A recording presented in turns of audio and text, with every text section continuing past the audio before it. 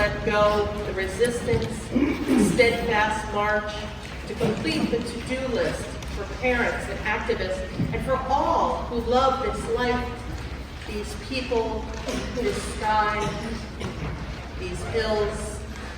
There is a time to rest and to trust the world will go on, filled with partners at the ready, all of us splitting shifts on this project of building and healing, tending and turning. Breath and being require their own practice, their own attention, and the heart needs time for becoming stronger. After the shattering, the opening wider, the learning to love more and again. Come into this place, study stillness and joy. Know your belovedness, like a memory calling out from the center of your being, connecting every little piece of everything to everyone and all of us. Feel here gratitude rising and praise for this chance to begin again. Again, this day with hope. Come, let us worship together. I'm so happy we have a special flame. Mary? Once again, we have the peace light from Bethlehem. It's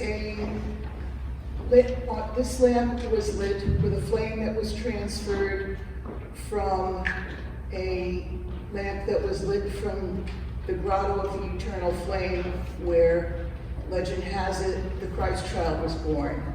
It's an international Girl Scout and Boy Scout project. The flame came to the United States this past Friday. Mike and I went and picked it up, and our duty as Girl Scouts and Boy Scouts with the Peace Light is to share that light and the wish for peace with everyone. And so with that peace, that wish for peace from across the world, we light our chalice.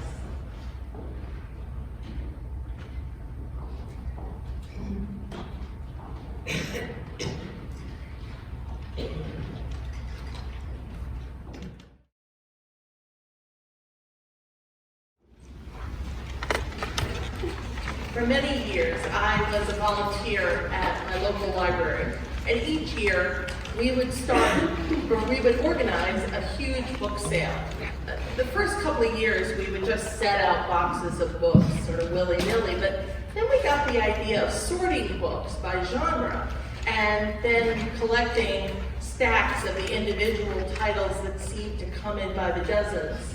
Books like the Da Vinci Code, which we think every single person in Saratoga County bought and then turned back in.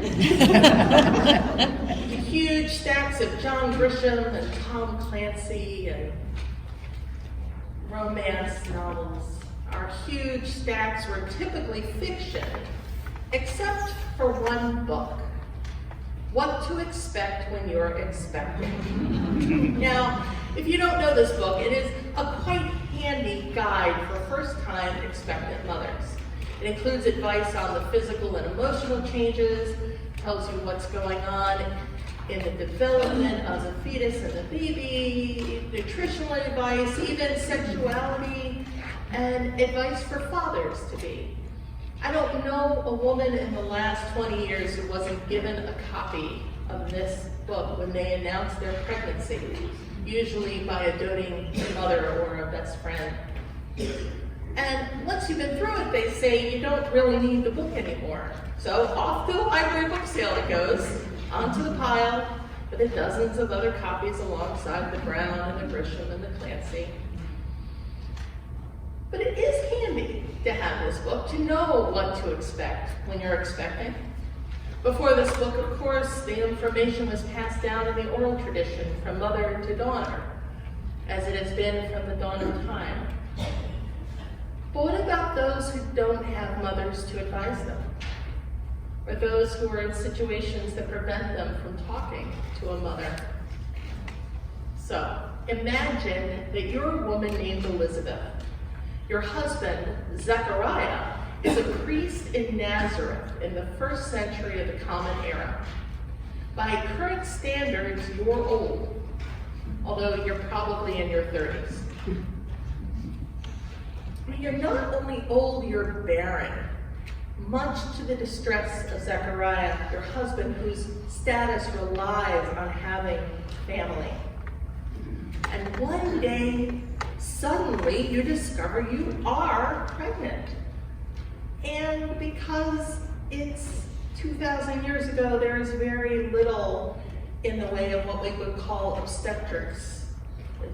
And so this conception seems like a miracle. But your mother has already died and there's no one to talk to, no one to tell you what to expect. Now imagine you're Mary, Elizabeth's cousin, whose pregnancy you celebrate. You declare Elizabeth to be blessed among women. Now, it's true you're only a teenager, and you've been recently betrothed to a man named Joseph, upstanding man in the same village of Nazareth. You are brought up to follow the laws of the Torah, and your behavior, sexual and otherwise, are very tightly regulated. And things don't go according to plan, and you're pregnant. Now, according to the law, you should be stoned to death for having sex outside marriage, whether it was consensual or not. You're fearful, you're nervous, you're certain there will be shame brought upon your family. Joseph may not marry you. Now, of course, the religious leaders from your time, and certainly in the future, considered this conception also to be a miracle. Elizabeth's son, who we know as John the Baptist, is called a prophet. Mary's son, who we know as Jesus of Nazareth, is called by some a prophet, some a teacher, some a Messiah. But when Mary and Elizabeth were actually pregnant, they had no idea who these children would be. They saw them grow up to be men of great vision and wisdom, changing the lives of those around them. But it's only long after their deaths that we get the mythic narratives, the visitation of the angel Gabriel, the miraculous conceptions, the esteemed status of these two mothers. Now, Elizabeth and Mary were simply waiting for their children to be born, hoping, like every expectant mother, that they'd be safe, healthy, successful, and loved. Hoping, like every expectant mother, that their child would bring light and love to their lives and the lives of those around them. And that at the core is what this season of Advent is about. It is a time of waiting for the changes that come as new life grows, waiting for something new to change us, waiting simply for a new birth and a new light to shine, to bring love to all.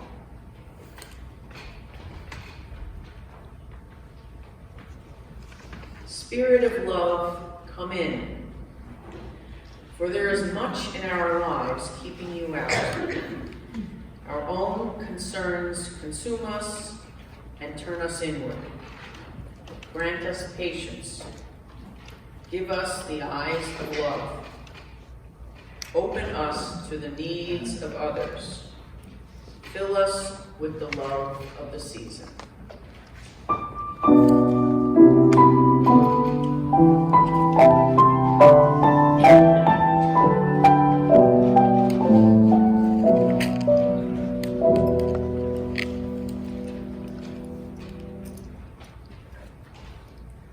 One of Aesop's fables tells the story of the thirsty crow who spotted a pitcher of water, but whose beak wasn't long enough to get into the pitcher to reach the water. So he started dropping pebbles, and eventually the water began to rise. Now, this tale is often told to illustrate perseverance. But what if instead the water is our belief that, as Theodore Parker says, that the moral arc of the universe is long, but it bends towards justice? And what if the pebbles, which look like boulders to us, are so small, almost sand-like, that the water doesn't even seem to rise, even when these tiny grains of sand of shocking injustice are not dropping in one by one, but by handfuls, right? We have a too long list of people of color killed by police with little justice. We have a too long and too unsettling list of mass shootings and gun violence. We have a too long and too unsettling list of trans folk murdered for being their true selves. We have a too long and too unsettling list of women who have been sexually harassed, abused, and assaulted. We have a too long and too unsettling list of refugees seeking asylum and safety, and people being separated from their families. We have a too long and too unsettling list of people willing to justify harm in the name of their God. And we are left wondering how many more pebbles can our pitcher take before justice rises to the top? How do we make sense in this season of waiting, of the need to wait? Because we are waiting. We long for justice in our justice system, and safety on our streets for everyone. We long for accountability and responsibility from the very people who demand our respect, sometimes violently. We long for a day when every single person would rise up and say, enough is enough. We must end this. Oh, how we wait. Waiting for the long moral arc of the universe can be discouraging and demoralizing. It can bring despair, paralysis, denial. Waiting can be exhausting. We cry out, how long, O Lord, how long?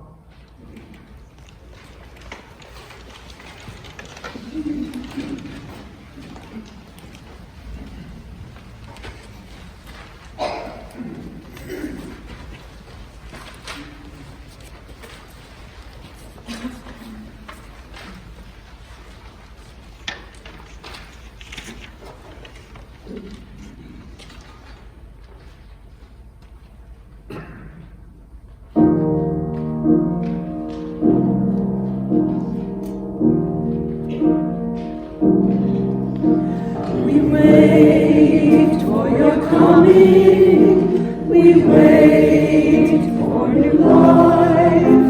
We wait in our despairing. We wait through the strife.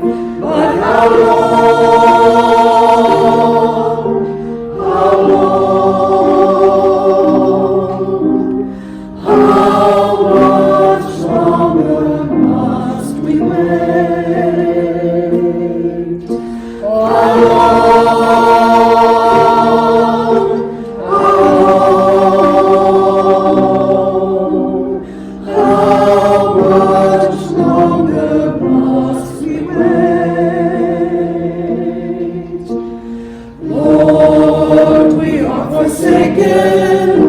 We yearn to be free. Sam said change is gonna come, but right now we can't breathe. How long? How long?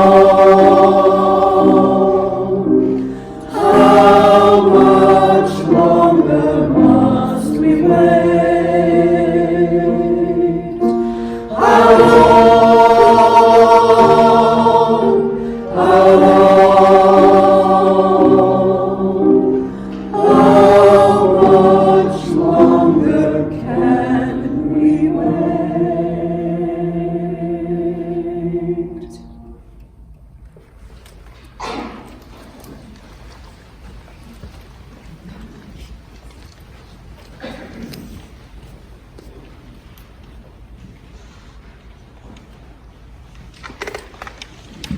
During this Advent season, we are called to wait differently.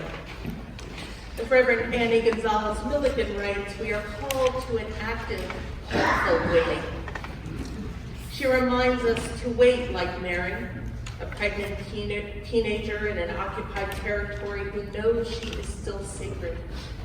Gonzalez Milliken says, if you too know oppression in our current society, remember how very sacred you are.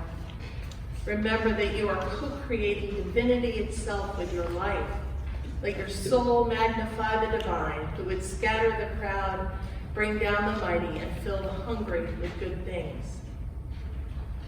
And she reminds us to wait like Joseph, who stands by his pregnant fiancée when his society tells him she is wrong, irresponsible, immoral, unrespectable.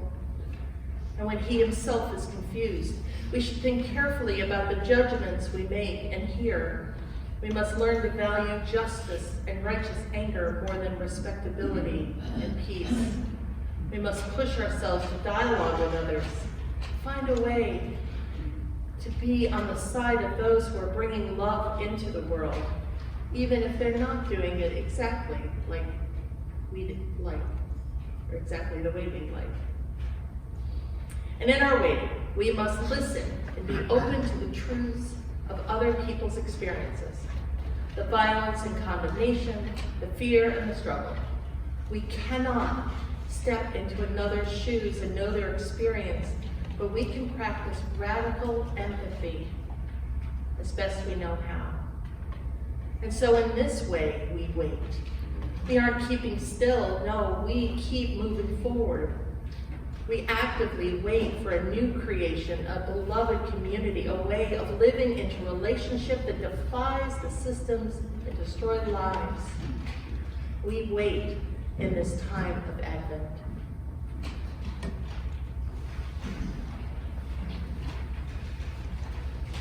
Spirit of truth, come in. For in our world and in ourselves there is conflict. Too many lives form the battleground of struggle for justice and power. Grant us patience as we keep on moving forward, never turning back. Give us a common dream. Fill us with peace. Fill us with the truth of this season.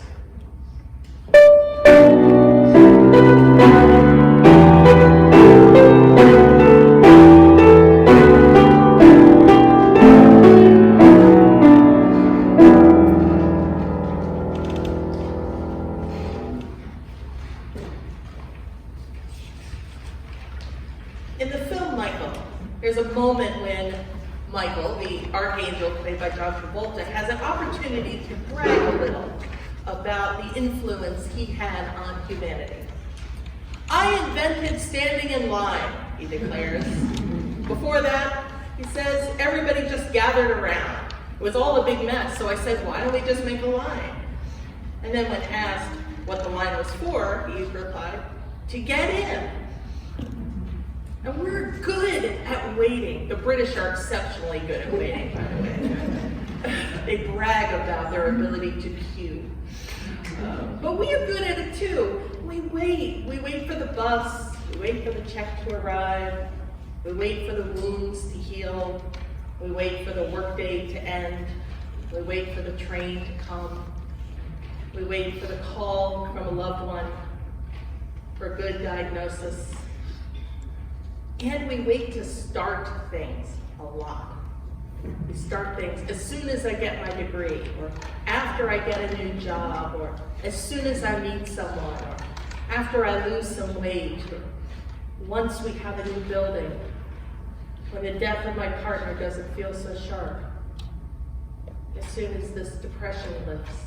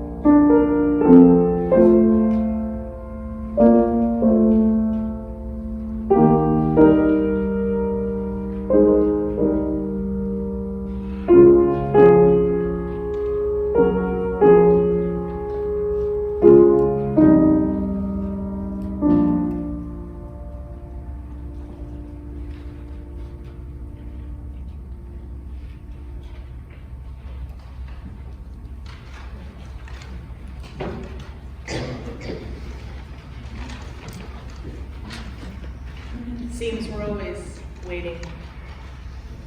The songwriter Colin Hay writes that we're waiting for our real lives to begin. But waiting without living, well, that isn't living at all. We need to be here, now, in the waiting. And being present is a kind of waiting. Right? So what happens in the meantime? After all, the meantime can be a mean time, full of anxiety and worry. Yet if we only live in the meantime, we cease to be present. In his book, The Power of Now, Eckhart Tolle says we should realize deeply that the present moment is all we will ever have. Make now the primary focus of your life. Whereas before you dwelt in time and paid brief visits to the now.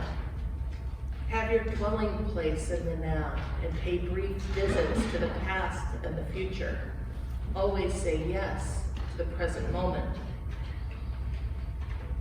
Easier said than done, I know. Frustratingly so, especially since our culture is driven by just as soons. After all, we're immersed in this ego-driven, overhyped, ambition-led society, heightened by a season that pushes us to buy more, eat more, do more, be more. We're led to believe that we're incomplete as we wrestle with our own darkness, wrestle with our pains, our sorrows, and our troubles. But Tolle points out that this sense of incompleteness manifests as the unsettling and constant feeling of not being worthy, not being good enough. We then enter the spiraling pattern of gratifying that need to feel worthy, to feel complete, and as soon as we do that, there's more that we find missing. Sometimes we try to complete ourselves with material objects or degrees, promotions, or relationships. We're always striving for something more and we quantify our self-worth. Whether we think we need more knowledge, more skill, more love, more toys, or more experiences, it never seems to end. Advent then becomes even more important because in the midst of this frenetic season of more, Advent asks us to stop, be still, give thanks. It asks us to notice the grace that is always there for us, that we are already complete and loved just as we are. Advent asks us to be present and wait for the light to return. And it asks us to be present with and for each other. Advent asks us to be a light for one another, to show grace to one another. I know that's hard when we have our own pain, sorrows, and troubles to bear, and it seems almost offensive when our own inner light might be diminished by the darkness of pain, to be poked or prodded with overly cheerful Christmas songs and abundance of bright decorations and sentimental, sticky, sweet TV specials and movies. How can we be light for ourselves when we cannot find it for ourselves? And how can we be light for others? How can we stop trying so hard and simply be present? And yet we can be each other's light in this time of waiting. We can share our own stories of loss and fear and struggle, our own stories of pain and sorrow and trouble, and bring comfort and light and grace to those who need it. We may not know our own darkness can bring light to others, but it can, and in this time of waiting for the light to come, we can hear the cries of others who are lost in the darkness, and together we can find a way out.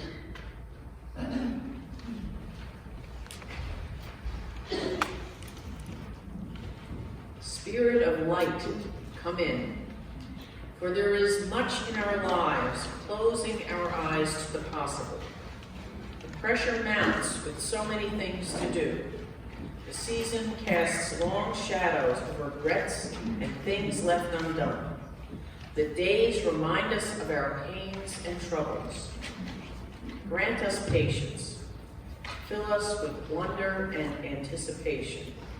Fill us with the light of this season.